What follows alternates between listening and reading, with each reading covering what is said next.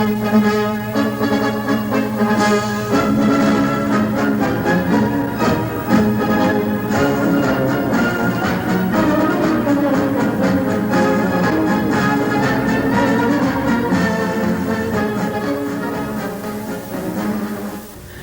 I'm John Speights. Welcome to the Veterans Roundtable. Our guest for this segment is Mr. Harvey Maness. Harvey, we're delighted to have you with us today. Thank you, John. As I said, I always feel at home in a veterans environment. Harvey is commander of our local Raleigh World War I Barracks number 690. Harvey belongs to the Veterans Organization, which is exclusive to veterans of World War I. And Harvey, the term barracks, that's similar to post or chapter or something like that? That's correct. And about how many veterans belong to the local chapter or barracks of the World War I's? As of this moment, we have 52 paid members. Our dues are $5 a year. That's our local barracks, 690. Mm-hmm. And the national membership is less than 300,000. Mm-hmm. Originally, it was 4,700,000. So we are a fast vanishing group of veterans. Oh, yes, and when and where do y'all meet locally? Well, we meet just wherever it's convenient to us. We go through the line at Cameron Village at KNW once a month, second Thursday of each month. And we meet and eat and talk a little, and average attendance is about 8 or 9. You see, we're getting older. Average age is 88. Oh, yes, that's too bad. And you look younger than that, but you're about how old now? Well, I'll soon be 88. Oh. The average age is 88 out of total. Oh, yes. Membership. You don't look that old.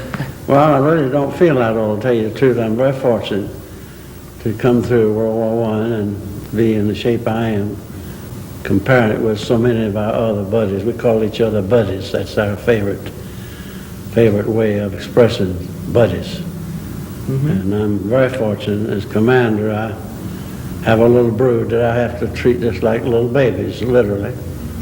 They're getting incapacitated, due to the aging process. Oh, some are bedridden? Oh, yes. Many are bedridden, housebound, can't walk and can't drive. Many of them are widowers. And they're just lonely old men, many of them, just waiting their time to come. Oh, yes, yes. Sad. Yes. Oh, incidentally, though, I believe there is one illustrious member of the local World War I barracks, Secretary of State Thad Ewart. Oh, yeah, we have, well, we only have 52 paid members, I said, and from this area. That's the barracks covers this area. That may be small, but there's not too many of living, so therefore you can't join unless you're living. Be honorable discharge of World War I veteran. We have some 2 or 3 very, very outstanding citizens as a member of our barracks. We have Ed Edgerton, he's a millionaire, mm-hmm. and Thad Ewart, he's the oldest rat in the barn, Oh, yes. He's a World War I veteran. But he's much younger than we because he was with the SATC at State College during the war. But nevertheless, he's a World War I veteran. Oh, yes, sir. So he's one of our outstanding members, I would say. Oh, Harvey, does the national group have a publication? Yes, we have a publication called The Torch. And would you like to know where he gets the name? Yes, where does the word torch come from? Well, we adopted the name of our publication in Alexandria, Virginia. It's where our national headquarters are. Mm-hmm. And it was taken back during World War I, the early part. Belgium borders Germany, and Germany had to invade Belgium in order to get to France to try to win the war in 30 days, which was their concept of the war. Germans going to win the war in 30 days. Mm-hmm. So they got into Belgium and found out the Belgians resisted. And Belgium became a battleground, as you remember. It's the biggest cemetery in the world, military cemetery in the world is in Belgium. Thousands and thousands of veterans of all nationalities are buried there.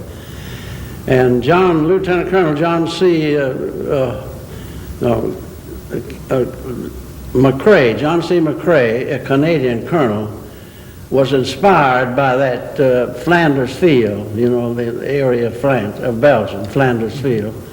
And he was inspired to write a poem called, and he called it In Flanders Field. May I recite that? Oh, yes. And it goes like this, and I'm getting to your question there. In Flanders Field, the poppies grow between the crosses, row on row that mark our place. The birds still scarcely sang above, scarce heard beneath the guns below. We are the dead. Short days ago we lived, felt dawn, saw sunset glow, and now we lie in Flanders Field. Take up our quarrel with the foe. To you we throw the torch. Be yours to hold it high. If ye break faith with us who die, we shall not sleep in Flanders Field. Now that's the first reference to the word torch. It's something you hold up as an inspiration or a guide or a light. And we named our national magazine and everything. Incidentally, we threw that torch to World War II boys, the World War II following World War I, 30 years later. Same adversary, Germany, same geographic location. And we threw that torch to the World War II boys. They held it high. They won that war unconditionally, as we won World War I unconditionally. And they, in turn, a few years later, handed the torch to the frozen hands of the boys in Korea. Another war, the third one. And they, too, held it high, despite the fact that only one hand was available to catch the torch, because the other one was tied behind them, literally. You've heard that said, and it's the truth. They wouldn't let them win the war. They wouldn't let them win the war. Anyway, they held that torch high. They passed it on in turn to the Vietnam boys. Now, I wonder where that torch is today. Our national pride, our national feeling, just sometimes we have to look hard for it. Mm-hmm. And I don't know where that torch is today. I still hope that we're still holding it high, and I believe veterans organizations will keep it high as long as we live. That's the torch I'm talking about. Freedom. And I believe you belong to some of the other veteran service organizations. Yes, sir. I'm a member of the American Legion Post No. 1, have been for 64 years. I was joined in 1919 when we were organized. Past commander. Oh. And I've been active in the American Legion all these years. Mm-hmm. And last year I had the distinct privilege of being invited as a life member in the VFW. Oh. And I'm a proud member of the VFW by virtue of the fact that I was a member of the American Expeditionary Forces that went over. And that and World War I is my three veterans organizations I'm primarily interested in. Oh. I think veterans are the greatest group of people in the world. There's 30 million of them in America living. Pardon me. And I think they're the greatest group of people in the world. I love every one of them because we have something to be proud of that no one else in the world other than veterans have. And an American soldier, an American veteran has the greatest privilege and benefits of any veterans in all the world. There's no question about it. We're the best fed, we're the best clothed, we're the best equipped. We have the most elaborate management of conducting our wars. We're thought more of, we're honored more, and we're respected more than any group of men in the world that are veterans. And the brown shirts, you know, Mussolini's in World War I, look what happened to them. Well, the Nazis, you know, created after World War I through Hitler, look what happened to the veterans. The veterans of the world just they're not treated like American veterans, held high in esteem and respect. It's true that a lot of people don't tip their hats like they should to the Vietnam boys. You know, that was a war that all wars are hell, all wars are useless, all wars are futile. But nevertheless, when I went in, I was told that this is the only war that was going to be fought to win, to end all wars and to make the world safe for democracy. I believe that. Oh, the World War I. World War I was the only war that's ever been fought to make the world safe for democracy and to end all wars. Just think if we had ended that.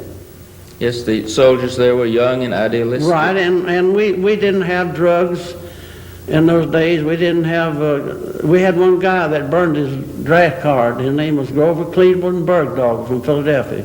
He was a rich, wealthy playboy. And they court-martialed him and put him in the penitentiary. He died in the penitentiary. That's the way we treated the draft dodgers, with all respect to people who are in favor of doing that. I can't see that, because we were saying, my country, right or wrong, my country. I still feel that way about America. Yes. And God bless us. Harvey, you're telling me, though, that the German soldiers also believed in their cause, and certainly they believed in it. The Germans wore these belts, big old belts, and they had Gott mit uns. You know what that means? That means God with us. I got one of them. And they say, God's with us. We're going to win that war. Kaiser Bill said that our cause is just. We're going to win the war. Well, so God's on our side. God is on every side. But he doesn't necessarily condone every war. And they thought they were right. We thought we were right. But we prevailed. We beat Germany twice, you know. Same adversary. And Harvey, I believe one of the precipitating causes that brought America into the war was the sinking of the Lusitania passenger liner. Well, that was the grand climax. Mm-hmm. You know, they had the U-boats, mm-hmm. and that was their secret weapon, and they came down there with it because of that. But that really broke the backbone of American sentiment. In April 6, 1917, President Wilson declared war. And we stayed out as long as we could. You know, he went in Wilson went in the second term with the theory he's going to keep us out of war. Well, 3 months later we were in war. But he didn't declare it. It was forced on us. We had to go to defend our rights. And that brings me up to one of my favorite stories in World War I, if you allow me to say it. Yes. This German we captured over there, he could speak English pretty well, and he said, I understand how the Germans get across. You know, that's the Iron Cross. You've seen that. That's their highest medal. He said, we understand how the French get across. How the French got across, the Frenchman soldier. That's their Croix de Guerre. That's their highest honor. We understand how the British got across, the British soldier. That's the Cross of Victoria. But we can't understand how in the hell the Americans got across. So see, those U-boats were going to put us out of business, keep America getting in the war. And if we hadn't gotten in at the last minute, Germany would have won that war. And with all the American troops that came over on ships, the U-boats didn't sink hardly any of the ships? Not one American soldier was lost. Under Josephus Daniels, next Secretary of the Navy. He lived in Raleigh, North Carolina. I knew him personally. Not one American soldier was lost. We went and zigzagged, you know, flotillas of some in the group. Lying down there in the hull of that ship at night, 13, way down under the water line, thousands of miles away from the American coast, and wondering whether that submarine's going to hit you broadside. It was a funny feeling. But we got through. Oh, yes. And then, of course, during the war, there were some horrible new applications and inventions that were used. Oh, I'm glad you mentioned it. That brings me to this, right? Mm-hmm. I have before me here a picture of myself here, and this is Corporal John C. Hosey of Glasgow, Scotland. Oh, Harvey, you traded uniforms with him for the picture. He was in the famous Black Watch. They wore kilts. They called them ladies from hell. And this is me in my American uniform, but I have his uniform on. And I met him over there in Poitou, Belgium in 1918, and he was a victim. He had survived the first known use of gas in modern warfare. The Germans used it on the Belgian front in 1950. They piped it out into the direction of the armies ahead of them. And he survived by that first gas attack. Corporal John C. Hosey, 1 out of 60. He was 1 out of 60 that was survived. And now, how did the Germans prepare for the gas attack? It was right unique idea. The Germans they put the pipelines, like you do irrigation pipelines on farms. They had put the pipes on the ground and directed them towards the enemy lines into Belgium from the German border. and they were filled with gas with jets on them. And then as soon as they got a time when they felt the wind was going to be blowing in the direction of the enemy in front of them, for 48 hours, that's what they requested.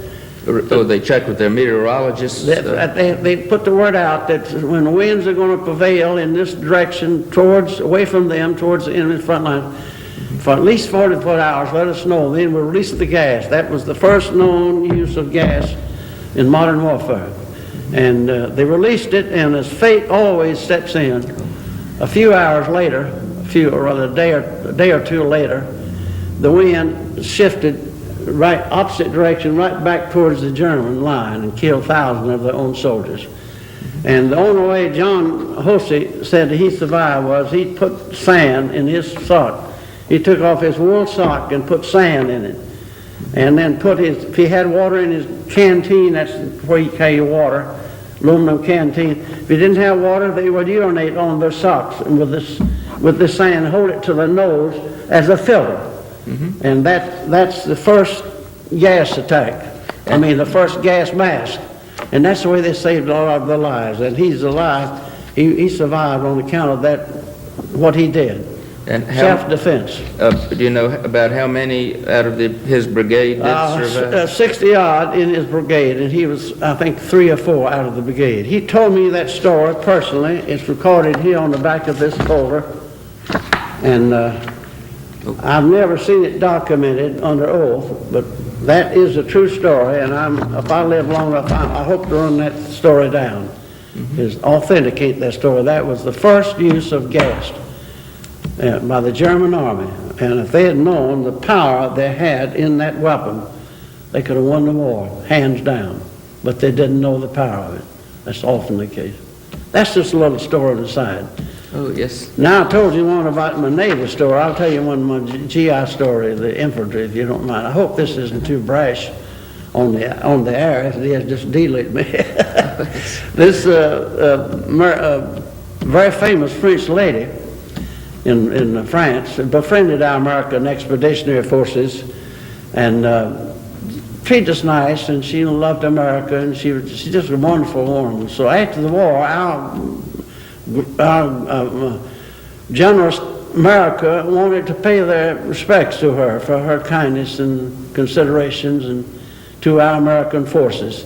So they brought her over here in America and wined her and dined her for weeks and weeks and carried her everywhere. And finally the time came for her to go back to Europe. And they said, "Now, madam, is there anywhere else you want to go in America?" She says, "Well, no, I don't think so." I said, "Well, is there anything else you want to do before you go back?" She thought a minute. She said, "No, I don't believe so." And he said, "Well, now, is there any one person you want to meet before you go back to France?" And she said, "Yes. Second thought, there is. I want to meet Madam Bitch, the one that had so many sons in the American Army." Yes. Yes. Oh, Lord. I could reminisce on and on and on. World War I was, they call it the Great War, but you know the Great War of all time was World War II. Oh, mm-hmm. World War II is the greatest war, in my thinking, that ever fought by any nation in the world. Best organized, best equipped, largest number of participants, more fatalities, best organized, and the most complete fought war ever in the history of the world, World War II. So that makes World War I sound like a brush fire, in a way. But both of those wars were great wars, and they fought, I said, ironically enough, they were fought by the same adversary, Germany, almost ideally on the same geographic locations in less than 70 years span of time between the two wars. And both of them were just narrowly won by us. They could have been won by Germany. Oh, yes. Of course, Hitler was an offspring of World War I, and he won it, handled World War II, and came very near winning it, to tell you the truth. Yes, they could have won. Well, generals, make mistakes like everybody else. Oh. And often it's a little innocent mistake lies between winning a war and losing it. Fate, I call it. divine guidance. I think more of that than I do the other interpretation. John, you ought to say something about your war. But to me, the Vietnam War is just as interesting to me as maybe World War I is to you. Is this appropriate for you to tell me a little something about Vietnam? Well, or you want me to talk some more about World War I? I wasn't stationed over in the Southeast Asia. I volunteered for it, and if I had been accepted and gotten through the pilot training, I would have been a warrant officer flying helicopters over there. But I wasn't accepted for that training program. Of course, any of our viewers, if they do have suggestions for possible programs, they can feel free to contact us, and all suggestions will be considered subject. But definitely, we probably should get more veterans to get involved and tell us some of their experiences. I think you're right. I've advocated for a good many years that we have the veterans of the recent wars, most recent Vietnam. We need new blood, fresh blood, young blood, because we're all veterans. We have one thing in common, as I said, and we need to perpetuate that and appreciate each other's cycle of time involvement in the wars. And I believe as we all get older, the more we will come to that concept. Well, Harvey, we're delighted that you were able to drop by to talk to us today. Well, so I